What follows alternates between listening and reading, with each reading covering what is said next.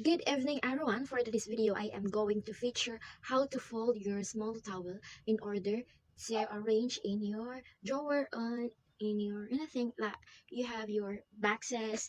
Yes, I'm going to show you my towel, small towel, just like this. It is a flowery, yes, because sometimes I do like the flowers and sometimes I'm going to like plain, yes. So first thing to do is you need to fold just like this. Just like this. This is the feature. And then second, in this left area, you're going to fold in this area. So this is the feature.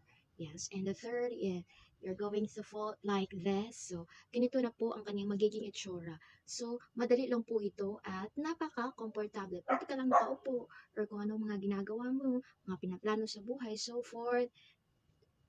So pabalik-balik lang po yung mga fold, no? So iayos mo lang po ng maayos para maganda po siya tingnan. So, balik na naman po natin, ika-fifth, so, ika-sixth, and ika-six na po, pag 6 na po siya, stop na po siya. So, we're going to fold in the left, you're going to fold in the right. So, just like this.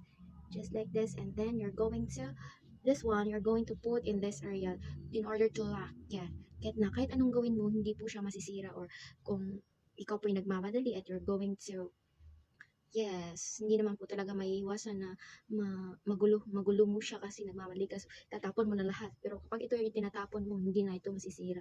Hindi ito masisira kasi naka-lock po siya at kung ikaw ay babalik na galing sa iyong lakad and then you're going to arrange na lang, madali na lang po siya.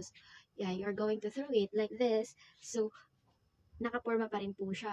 At kapag ganito yung towel mo, madali mo lang po siya makukuha kung ilalagay mo siya sa drawer ng ganito or ganito. So, with static design na po siya, no? So, if you're going just a little bit of area of your drawer, so you're going to square like this. So, just like this.